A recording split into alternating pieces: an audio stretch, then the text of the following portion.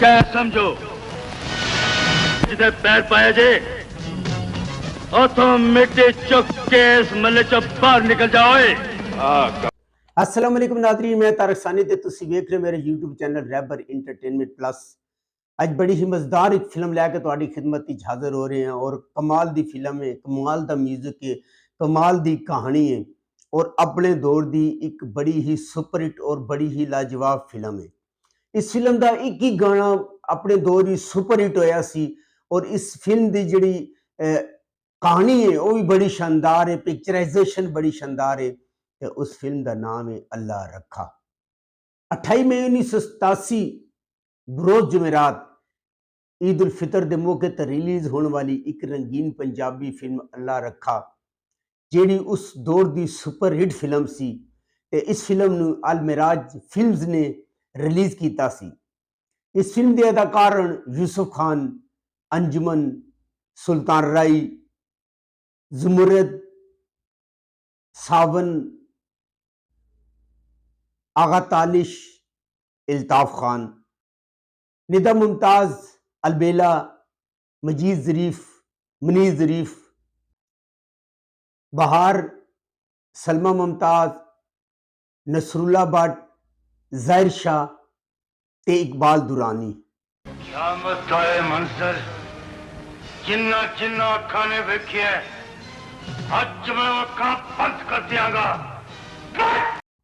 हदात Masood Bhatt, film साज महमूद भट्ट, मुसन्निफ नासिर अदीब, music M Ashraf, शायर ख्वाजा परवेज ते एदे गुलकार सन नूरजहां ते मसूद राना। कैमरामैन सन हसबे मामूल तुहानूं पता है अगर मसूद भट्ट होएगा तो कैमरामैन भी मसूद भट्ट ही होएगा। तो इस फिल्म का कैमरामैन सी मसूद भट्ट।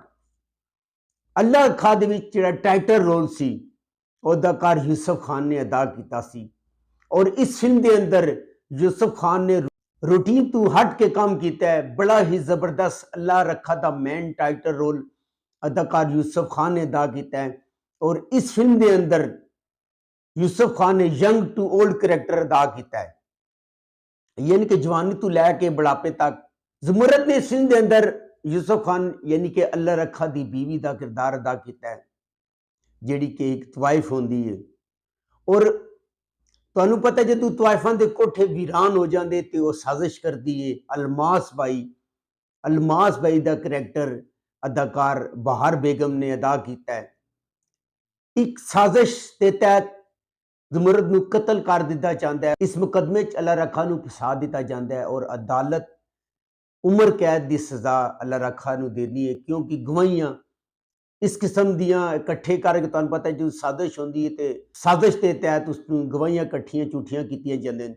बहार बेगम ने बड़ा ही जबरदस्त करैक्टर किया और बड़ा ही शानदार काम किया है। जदों अल्लाह रखा नूं 20 साल की कैद हो जाती है तो अपनी धी आगा तालिश जिहड़ा एक नेक और खुदा तरसान होता है, लोगों को तबलीग करता है, लोगों को दीन की तरफ रागब करता है, सपारे बच्चे नूं पढ़ाता है, दीनदार घराने नाल उहदा ताल्लुक होंदा है। वो अल्लाह रखा अपनी बच्ची मौलवी साहब के हवाले कर देंदा है। रस्ते च बच्ची नूं अगवा करके तवाइफ के कोटे ते पहुंचा दिता जाता है और अलमास बेगम उसकी तरबियत करती है, उन्हें वड्डा करती है। अल्लाह रखा जेल तू रिहा होके आंदा है, 20 साल बाद रिहाई होंदी है और इस फिल्म के अंदर सुल्तान राई ने कमरू बदमाश का करैक्टर अदा किया है जिहड़ा कि मौलवी साहब का पुत्र होंदा है और बचपन विच कतल करके जेल चला जाता है, वापस आता है, बदमाश होंदा है और हसबे मामूल सुल्तान राई ने बड़ा ही जबरदस्त और बड़ा ही शानदार काम किया है। इस फिल्म का एक एक गीत अपने दौर का सुपरहिट गीत सी। यह फिल्म यूट्यूब पर मौजूद नहीं है लेकिन इसके गाने तो यूट्यूब पर या मुख्तलिफ ऐप से मिल जाएंगे, तुसी गाने सुन सकते हो।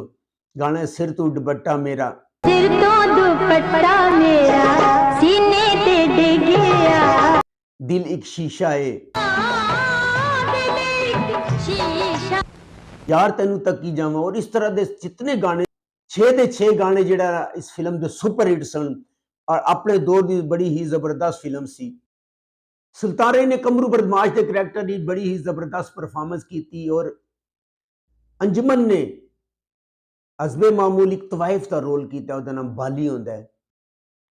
एक कहानी पुरानी है लेकिन एक दी पिक्चराइजेशन तुहानू पता है मसूद भट्ट इस तरह दी फिल्मां बनाने का माहिर सी। और कैमरामैन मसूद भट्ट, जो मसूद भट्ट और कैमरामैन मसूद भट्ट मिल जाते तो बड़े बड़े शाकार तखलीक होंगे। कैमरे का एंगल जितना एंगलिंग अच्छी मसूद भट्ट साहब कर दस सकते हैं, मेरा ख्याल है फिल्म इंडस्ट्री का कोई और बंदा नहीं कर सकता, कोई और कैमरामैन नहीं कर सकता। यह फिल्म यूट्यूब पे तुहानू मिल जाएगी लेकिन थोड़े थोड़े हिस्से च मिलेगी। सावन ज़ाहिर शाह अलियास कश्मीरी ने हसबे मामूल विलन पार्टी का रोल अदा किया है। कब्जा ग्रुप होते हैं, बदमाश होते हैं, और अलियास कश्मीरी भी तुहानू पता है कम का मास्टर है, सावन तो है ही कम का मास्टर है। इन्होंने बड़ा जबरदस्त रोल किया है। यह उस दौर की सुपरहिट फिल्म सी। और नाजरीन अगर तुहानू फिल्म किते मिले तुसीं वेखो, तुहानू मज़ा आएगा। अगर तुहानू मेरी ये मालूमात अच्छी लगी होवे, मेरे चैनल को लाइक करो, सब्सक्राइब करो, तो शेयर करो। तो नैक्सट वीडियो तक रब राखा।